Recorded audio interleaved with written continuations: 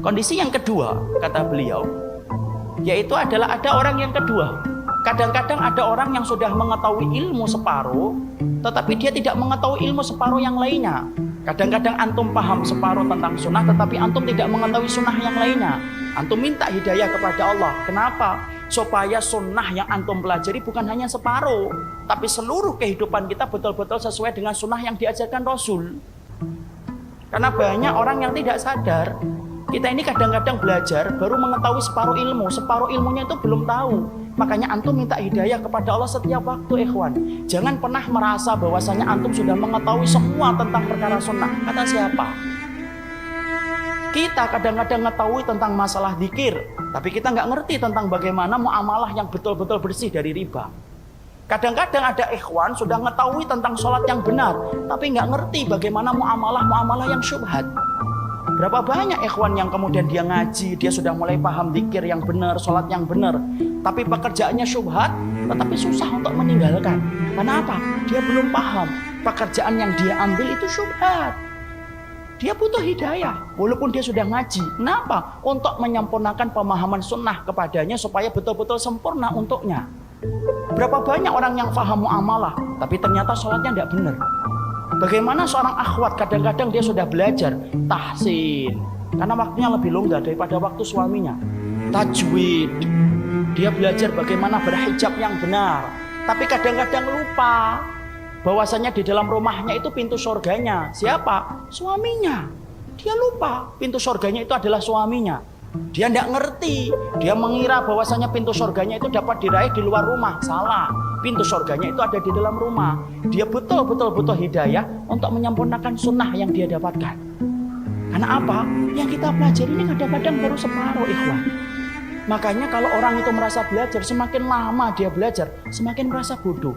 Imam Syafi'i pernah ditanya, bagaimana sih proses orang itu ketika benar dalam belajar merasa bodoh? Semakin lama semakin belajar semakin tidak ngerti.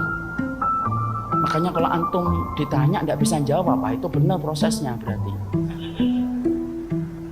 Tapi biasanya itu mungkin karena memang betul-betul tidak tahu, karena tidak mau murojaah. Tapi yang benar adalah orang yang benar prosesnya jahil. Antum selama merasa jahil, antum akan belajar. Coba kalau antum merasa pinter, apa antum kemudian akan bersusah payah datang ke sini?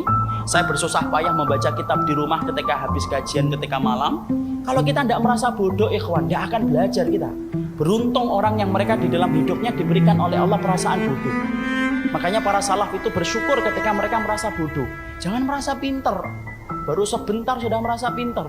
Baru ngetahui ikhfa aja sombong. Baru tahu ikhlab aja sombong. Istri di rumah baru tahu ikhlab aja, Masya Allah, sombong sama suaminya. Wahai suamiku, kamu tahu ikhfa itu apa? Masya Allah. Tidak perlu gitu, Bu. Suamimu itu mereka kerja. Sampaikan ilmu dengan cara yang baik. Makanya kita butuh hidayah. Kenapa? Ini baru separuh.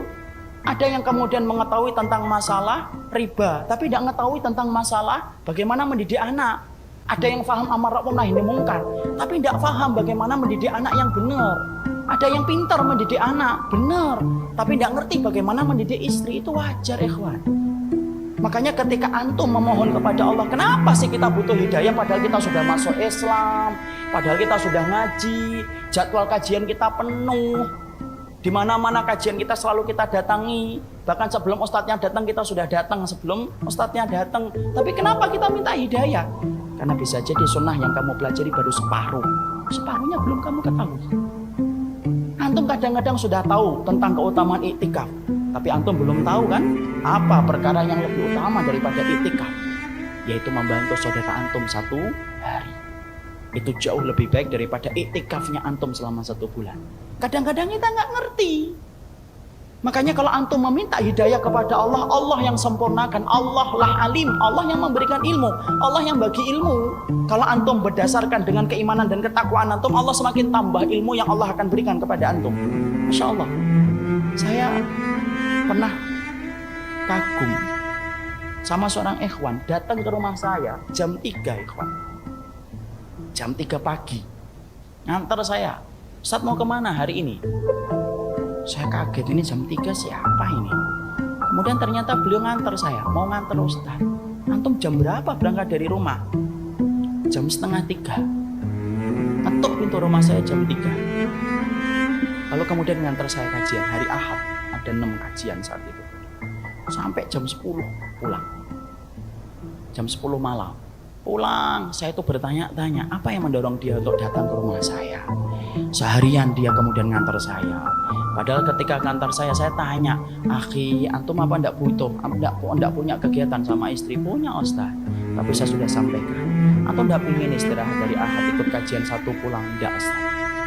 Sampai akhirnya dia pulang. Ketika pulang, sampai di rumah jam 11 malam. Saya telepon dia.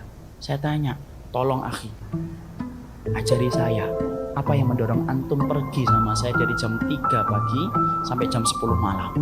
Dia berkata, "Ustadz, saya itu tidak bisa itikaf di Masjid Nabi selama 1 bulan.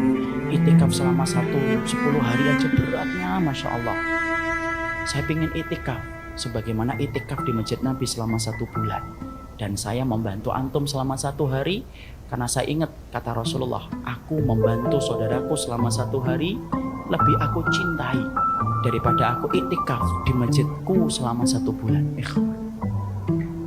Ikhwan, kadang-kadang antum sering perhatikan sholat sunnah antum, puasa sunnah antum, tapi antum tidak pernah berpikir manfaat antum kepada saudara antum. Kadang-kadang kita tidak paham. Ketuk pintu tetangga antum, ketuk pintu sahabat antum, tolong sampaikan ke dia, "Antum hari ini mau kemana? Saya antar. Semua hajat antum hari ini aku bantu." Itu lebih baik bagi antum daripada itikaf selama 1 bulan. Kadang-kadang kita nggak ngerti. Minta hidayah sama Allah supaya kembali dibukakan, dan kembali dibukakan.